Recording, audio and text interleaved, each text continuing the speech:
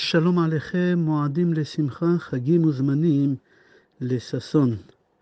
Il y a beaucoup de communautés à travers le monde qui en ce moment ils fêtent la fête qu'on l'appelle Simchat Bet HaShoeva. Simchat, c'est la joie. Bet, c'est un endroit qu'on l'appelait Shoeva. Il y a un endroit à côté de Yerushalayim qu'on partait et on puisait de l'eau pour les sacrifices de la fête des Sukkot. J'explique. Pendant toute l'année, quand on faisait des sacrifices, alors il y a un endroit au Mishkan qui on versait du vin. Mais à Sukkot, on versait, mis à part le vin, on versait de l'eau. Et cette eau-là, on partait la chercher quelque part à côté de Yerushalayim et on puisait là-bas 1,8 litre. Pas beaucoup, même pas 2 litres. Et on faisait cette chose-là avec une simcha et une joie énorme. Tous les jours, pendant la fête des Sukkot, on partait et on puisait un peu moins que 2 litres pour pouvoir faire sur les sacrifices. Et il faut comprendre qu'est-ce qui s'est passé là-bas. Pour 1,8 litre, on fait autant de bruit. Alors on va essayer de comprendre d'après le Sod. Le deuxième jour de la création du monde, c'est pas marqué là-bas, hein, Kitov. Le Midrash dit pourquoi c'est pas marqué Kitov, le deuxième jour de la création. Il répond parce que la première dispute au monde, c'était lundi. Qu'est-ce qui s'est passé? Lundi, Hachem il a séparé les eaux des eaux et il y a une partie qu'il a gardée en haut, Sham Maim, Shamaim, Sham Maim. Et il y a une partie d'eau que Hachem il a ordonné de descendre en bas. Hachem il vient de faire une séparation. Et Hachem il n'aime pas les séparations. C'est pour ça c'est pas marqué Tov. Première séparation, première dispute, c'était lundi et Hachem il n'aime pas ça. C'est pour ça lundi c'est pas marqué Kitov, que c'est bon. Parce que c'est pas bon. C'est marqué dans le Midrash Bereshit que Rabbi Birki a dit que les eaux que Hachem il a fait descendre vers le bas, hein, ils ont pleuré. Dans Midrash Agadol, c'est marqué que les eaux, quand Hachem il les a fait descendre en bas, ils ont dit Oy lanu, shelo zachenu liishaer lema'ala, liyot krovim leyotzrenu. Oy, malheur à nous qu'on n'a pas eu ce mérite de rester en haut à côté de notre Créateur. Il y a un Midrash sur le Tehillim 89. Chapitre 89, Pasuk Yud. Beso galav ata teshabechem. Le Midrash dit, tu sais c'est quoi les vagues? Dans la mer, il y a des grosses vagues. C'est l'eau de bas, elle n'accepte pas d'être ici. Elle veut monter en haut. Et Hachem, il la bloque. Ils essayent de monter, de retourner en haut où ils étaient. Et Hachem, il les bloque. Le Tosfot Arosh dit que l'eau, elle n'a pas voulu descendre en bas. Et Hachem, il a réussi à convaincre l'eau d'accepter de descendre en bas. Je ne comprends pas, c'est-à-dire quoi ils n'ont pas voulu? Qui c'est cette eau-là qu'elle ne veut pas écouter l'ordre de Hachem? Et comment Hachem il a réussi à les convaincre de descendre en bas? Et là on arrive à la fête des Sukkot. Quand Hachem lundi il a séparé les deux eaux, et il a dit aux eaux de descendre en bas, ils n'ont pas voulu. Hachem il les a convaincus en leur disant que quand on aura les Beth Amikdash dans 3000 ans, à Sukkot, on va puiser de l'eau 1,8 litre et avec ça, on va verser sur les sacrifices des Sukkot. Tu imagines? Hachem, il arrive à consoler l'eau de descendre vers ce monde bas parce que dans 3000 ans, on va prendre Shlosha Lugim 1,8 litre pour verser sur le Mizbeach. Rachid dit, en réalité, l'eau, elle ne s'est pas calmée. Jusqu'à qu'Hachem il aura promis une deuxième chose. Hachem il aura dit Al kol korbancha takriv melach, que sur chaque sacrifice, on va mettre un peu du sel. Le sel, il vient d'où? Le sel de table, il vient de la mer. C'est-à-dire que l'eau, elle n'était pas satisfaite seulement pour Sukkot, une fois par an. Le Midrash, il appelle l'eau de bain Maïm Bochim, des pleurnichards, parce qu'ils n'ont pas arrêté de pleurer. Depuis le moment qu'Hachem il aura dit de descendre en bas, jusqu'au moment qu'Hachem il aura promis qu'à Sukkot, on va puiser l'eau, et qu'on va faire aussi tous les sacrifices avec du sel, ils n'ont pas arrêté de pleurer. C'est rapporté dans la Gemara Amar Rabbi Abba, Bebechinit Pashrou. C'est-à-dire qu'avec de pleurs, l'eau elle était d'accord de descendre en bas. Ils ont dit, Oy lanu shelo zachinu li'ishaer lema'ala li'ad bor'enu. Ils ont pleuré, ils ont dit, malheur à nous, qu'on n'a pas eu ce mérite de rester en haut à côté de Hachem. Et l'eau, elle a fait beaucoup des actions, beaucoup de choses rester en haut. Jusqu'à que Hachem, il aura crié. Il aura dit stop. C'est marqué, Anoten bayam derech ou bemaim azim netiva. Hachem, il aura crié, ils se sont calmés. Hachem, il leur a dit, puisque vous avez tous fait tout ce que vous venez de faire pour être à côté de moi, pour me faire plaisir, alors je vais vous donner un cadeau. C'est quoi le cadeau? On a dit déjà dans beaucoup de cours que tout le monde, ils doivent chanter à Hachem. Il n'y a pas quelque chose au monde qui peut exister et qui ne chante pas. Même l'eau, elle chante à Hachem. Et Hachem, il a dit à l'eau que les eaux de haut, ils ne pourront pas commencer à chanter tant qu'ils ne vous demandent pas la permission de commencer à chanter. C'est marqué Mikolot Maim Rabim Adirim Mishberiyam. Adir Bamarom Adonai. Ça, c'est un cadeau qu'Hachem il a donné aux eaux de bas, que les eaux d'en haut ne pourront pas commencer à chanter tant que les eaux d'en bas, ils n'auront pas donné l'autorisation. Et qu'est-ce qu'ils chantent? Adir Bamarom Adonai. Deuxième cadeau qu'Hachem il leur a donné, que tous les sacrifices qu'on fera au Beth Amikdash, il faut mettre du sel. C'est de l'eau de mer. Troisième cadeau, à Sukkot, qu'on va puiser de l'eau tous les jours, moins que 2 litres, pour faire Nisuch Hamaim. C'est quoi? Mis à part le vin, on va verser encore de l'eau. C'est marqué dans le Midrash que les eaux des bas, ils ont dit à Hachem, pourquoi tu nous envoies vers un endroit impur, sale? On aimerait rester à côté de toi. Et Hachem, il leur a dit, Sukkot, il va arriver, ne vous inquiétez pas. Voilà, jusqu'ici, c'est les Midrashim sur Simchat Bet HaShoeva. Il faut que tu saches que depuis le jour qu'Hachem il a créé le monde, jusqu'au jour que Shlomo HaMelech il a construit le Bet HaMikdash, il y a 3000 ans qui se sont écoulés.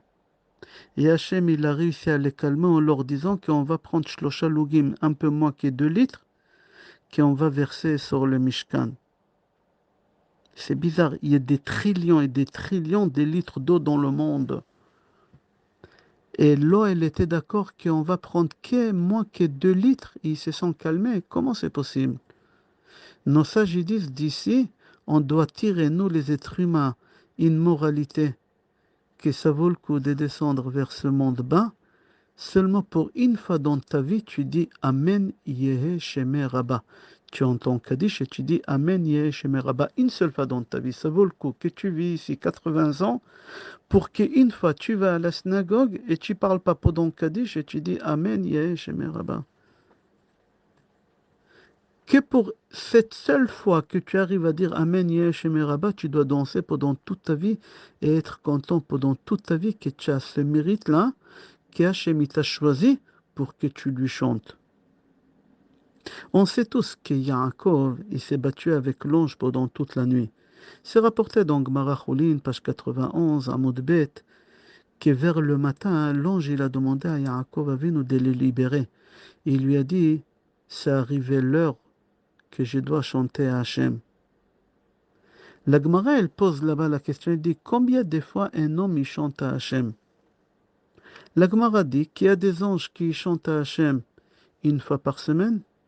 Il y a des anges qui ont le droit seulement une fois par mois. Il y en a des anges qui ont le droit une fois par an, c'est tout. Il y a des anges qui ont le droit une fois tous les 50 ans. Et il y a des anges qui ont le droit une fois de leur vie. C'est tout, pas plus que ça. Nous, les êtres humains, on chante à Hachem plusieurs fois dans la journée. Plusieurs fois dans la journée. Plus qu'un ange. Combien on doit être content? Maintenant, on va comprendre c'est quoi Simchat Bet HaShoeva. Avant d'expliquer c'est quoi Simchat Bet HaShoeva, l'ange, il demande à Yaakov de le libérer pour aller chanter. C'était l'ange d'Esav. Lui, il chante une fois par an, c'est tout, à Tisha B'Av. Maintenant, on va comprendre c'est quoi Simchat Bet HaShoeva. La joie de l'eau. L'eau, ils étaient contents, ils ont accepté de descendre dans ce monde bas qu'une fois par an, à Sukkot, on va prendre moitié de litres et qu'on va les verser sur le Mishkan, sur le Mizbeach. Tu imagines? Notre niveau à nous, les êtres humains, il est beaucoup plus qu'un ange. Combien tu dois être content? Nous, on chante à Hachem plusieurs fois par jour. Les anges, ils n'ont pas le droit. Il y a des anges une fois par jour, une fois par mois, une fois par semaine, une fois par an, une fois de leur vie. Une fois de leur vie, tu imagines? Regarde, Ravlev Chasman, il dit sur la Haftara qu'on a lu à Kippour à Mincha, Yona. Yona, il dit au marin, je crois qu'on l'appelle marin, c'est lui qui conduit le bateau. Qu'est-ce qu'il lui dit? Il lui dit, c'est à cause de moi que la mer, elle est agitée. Si tu veux que la mer, elle s'arrête, Sa'uni ve'atiluni elayam ve'ishtok hayam me'alechem. C'est quoi Sa'uni? Prends-moi, lève-moi et jette-moi à travers le bateau. Pourquoi il a dit pousse-moi? Pourquoi il n'a pas dit pousse-moi? Parce que Yona, il a dit, je peux gagner encore 3 secondes de vie. Pousser quelqu'un, c'est vite. Mais le temps que lui va me lever, le temps qu'il va me jeter de l'autre côté, je peux gagner encore 3 secondes de ma vie. Et pendant ces 3 secondes, peut-être j'aurai cette chance de dire Amen. Peut-être j'aurai cette chance de pouvoir dire Shema Israël, Adonai Eloheinu, Adonai Echad. Avant de mourir, il a eu une pensée de Emouna. Dans le livre Les Shchenot Idreshe, où c'est rapporté au nom des Midrash, que ça vaut le coup pour Hachem de créer ce monde, 6000 ans, avec 7 milliards d'habitants, seulement que toi, juif, que tu m'écoutes, tu vas dire Baruch Hu ou Baruch Shemo. Oui. Hachem, ça vaut le coup pour lui de créer le monde uniquement pour que tu dis Hachem Baruch Hu ou Baruch Shemo. C'est rapporté dans le livre Les Shchenot d'Idreshu, qui s'est rapporté aussi dans le Midrash, que 1000 fois dans ta vie, tu dis Baruch Hu, Baruch Shemo, ça vaut pas un seul Amen. Tu imagines combien de Amen tu peux dire dans un Kaddish, dans des brachot? Un seul Amen, il vaut 1000 fois Baruch Hu, Baruch Shemo. Tu imagines combien c'est important de répondre Amen? C'est pas fini, il dit, et 1000 Amen, ça vaut pas une seule fois Amen, Yeh, Shemé, Rabba, Mevarach. Tu imagines? Quand tu dis Amen, Yeh, Shemé, Rabba, Mevarach, c'est comme si tu as dit 1000 fois Amen. Tu imagines combien de fois dans la journée tu peux dire Amen, Yeh, Shemé, Rabba, Mevarach? Quel mérite on a? Tu dois chanter, danser, être dans la simcha toute la journée parce que tu as eu cette chance de dire Amen, Yeh, Shemé, Rabba. Tu comprends pourquoi on puisait l'eau avec la simcha, simchat Bet HaShoeva? Parce que l'eau, elle était contente. Ah, Hachem, il m'a créé, il m'a fait descendre ici, en bas. Ça fait 3000 ans que j'attends uniquement pour qu'une fois on va puiser moins que 2 litres d'eau pour que je puisse servir Hachem. Tu imagines? Et toi, juif, combien de fois dans ta vie tu peux dire Amen, Yeh, Shemé, Rabba? Le Zohar HaKadosh, il dit, quand tu dis Amen sur une bracha ou Amen dans un Kaddish, dans tous les cieux, il y a des anges qui sont spécialisés et pour prévenir un cieux, l'autre cieux, l'autre cieux. Et ils disent Igia matana la melech malchei amlachim akadosh baruch hu. Et ils citent ton nom, Yaakov, Reuven, Rachel, Léa. Tu imagines? Il dit le Zohar HaKadosh, quand tu dis Amen sur une bracha, dans tous les cieux, on crie ton nom et on dit, voilà, il y a un cadeau qui arrive chez Hachem. Il y a un cadeau qui a été envoyé par telle personne qui a répondu Amen. Et il dit le Zohar HaKadosh, sache que dans chaque porte dans les cieux, il y a un ange qui prévient qu'il y a un cadeau qui est arrivé de ta part. Il cite ton nom. Le Zohar HaKadosh, il dit, le plus beau cadeau que tu peux envoyer à Hachem, c'est quand quelqu'un il fait une bracha et tu réponds Amen. Toujours cherche des brachot pour répondre Amen. Ou toujours cherche, quand tu fais une bracha, quelqu'un qui va répondre Amen. C'est le plus beau cadeau que tu peux envoyer à Hachem. Parce que chaque fois quand on dit Amen sur une bracha que tu fais, ou toi tu réponds Amen sur une bracha que tu entends, on est en train de fabriquer une couronne à Hachem. Nos sages, ils ont instauré que tu dois faire 100 brachot par jour. Tu imagines, tu envoies 100 cadeaux à Hachem tous les jours. Alors c'est quoi Simchat Beta Shoeva? Ce soir, tu vas aller dans un Simchat Beta Shoeva. Il faut que tu saches qu'Elohel était d'accord de quitter en haut et descendre en bas pour 1,5 litre, 1,8 litre. Combien on doit être heureux qu'Hachem nous a envoyés ici en bas, qu'on est ses enfants. Ok, j'espère que ça a été compréhensible. C'est quoi Simchat Beta Shoeva? Je te souhaite Chag Sameach, Moadim le Simcha, Chagim Uzmanim le Sasson. Maintenant, quand tu vas aller dans un Simchat Beta Shoeva, tu vas danser, danser, danser. Tu dis merci Hachem que tu m'as envoyé dans ce monde bas, uniquement pour te dire Amen. Et je te remercie à travers ces danses.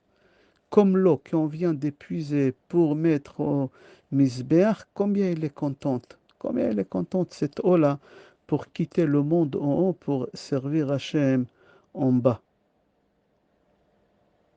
Je te souhaite Chag Sameach, Bracha ve'atzlacha et Kol Tov.